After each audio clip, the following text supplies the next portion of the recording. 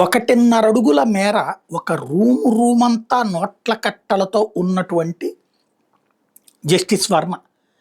అవి తగలబట్టంతో బయటపడినటువంటి ఉదంతం. జస్టిస్ వర్మని ఆ జడ్జి పదవి నుంచి దిగిపోవాలని చెప్పేసి సుప్రీంకోర్టు కొలీజియం కోరితే కూడా ఒప్పుకోలే.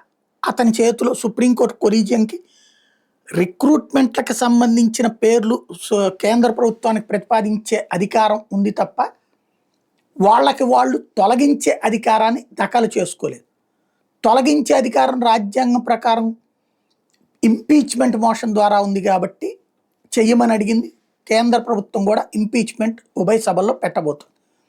ఇప్పుడైనా ప్రతి పార్లమెంటు సభ్యుడు నిలదీయండి, అసలు ఏ ప్రాతిపదికన కొలీజియం నడుస్తుంది, అసలు ఏ ప్రాతిపదికన వాళ్ళే జడ్జీలను నియమించుకుంటారు.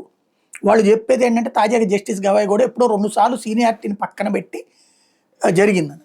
ఆ తీర్పు ఈ సీనియారిటీని పక్కన పెట్టడానికి వీల్లేదని, అంతేగాని మేము నియమించుకుంటాం, ఎవరిని పెట్టుకోవాలో మా ఇష్టం అని చెప్పడం ఏంటి? నెంబర్ 1.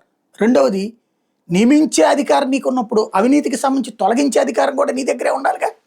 మరి ఎందుకు లేదు? తొలగించే అధికారం నీకు లేనప్పుడు నియమించే అధికారం నీకెక్కడిది? ఇది నిలదీయాల్సిన సందర్భం. ఎందుకంటే అవినీతి పుటలు పెరిగిపోతున్నప్పుడు ఖచ్చితంగా చర్చ జరగాల్సిన సందర్భం. పార్లమెంట్ వేదిక కాబట్టి ఎవరు ఏమనడానికి వీల్లేదు.